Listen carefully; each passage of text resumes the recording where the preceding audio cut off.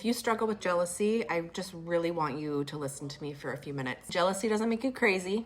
It makes you human, but what matters is whether you understand where that jealousy is coming from or whether you let it control you and destroy everything good in your relationship, because it will. Jealousy is not love, it is fear. Fear of losing someone you think you need to feel whole. Women don't talk about this enough, and when they do, it's usually with a lot of shame behind it. They think that something's wrong with them for feeling jealous, for spiraling when their man glances at another woman, or overanalyzing every interaction he has. But here's the truth. Jealousy is a signal. It's not the enemy, it's feedback. It's showing you where your insecurity lives and what you need to work on. So today, I'm breaking down why you feel jealous, what is really going on underneath it, and how to finally heal from it with real psychology and no cliches. So let's break down the psychology behind jealousy. Jealousy comes from insecurity and fear of loss. According to attachment theory and evolutionary psychology, it's rooted in early experiences and often shows up strongest when you've been hurt before. There are 3 main roots of jealousy for women. Number 1, the unhealed daddy issues. If you grew up with an emotionally unavailable or inconsistent father, you likely developed anxious attachment. That means you crave love, but you don't fully trust it. So when a man just glances at another woman, it triggers you, and it triggers the little girl inside of you that says, I'm not enough, I'm gonna be replaced. Number 2, poor choices in partners in the past. If you've dated emotionally immature or unfaithful men, your brain now links love with instability. Even when your current partner is trustworthy, your nervous system stays in protection mode. You're not reacting to him, you're reacting to your history. Number 3, fear of being forgotten, replaced, or neglected. This is the most common one. It's not even about the other woman. It's about the belief that you're not enough to keep him interested.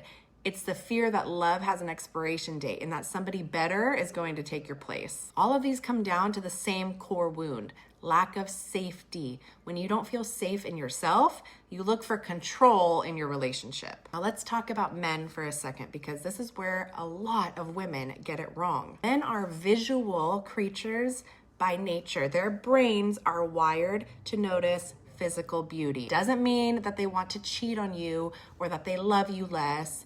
It's just biology. A man looking at another attractive woman is not a problem. The problem is when he doesn't look away, when he makes comments, when he disrespects you by drooling or crossing some emotional boundaries. That is different. That's not what I'm talking about, though. A man simply noticing another woman's beauty and moving on, that's not disrespect. That is human wiring, and it's healthy. And when you lose your mind over that, what you're showing is lack of self-trust and confidence in yourself. You're trying to control something that isn't meant to be controlled. And the more you do that, the more tension you create, because when you try to police every glance that he makes, you're actually pushing him further away. You cannot stop jealousy through control. That's going to make it worse. You stop it through self-awareness, healing that wound, and gaining some self-worth. So here are a few ways to start. The first one is acknowledge without judgment. When jealousy hits, don't suppress it. Ask yourself, what did that moment make me feel like? Small, forgotten, not enough. That's the wound that needs healing, not the glance, not the woman, not the situation. The second one is rebuilding self-trust. Start showing up for yourself again through your goals, your health, your purpose. The more grounded you become in your own value, the less threatened you will feel by external things. The third one is communicate, not accuse. Tell your partner what triggered you.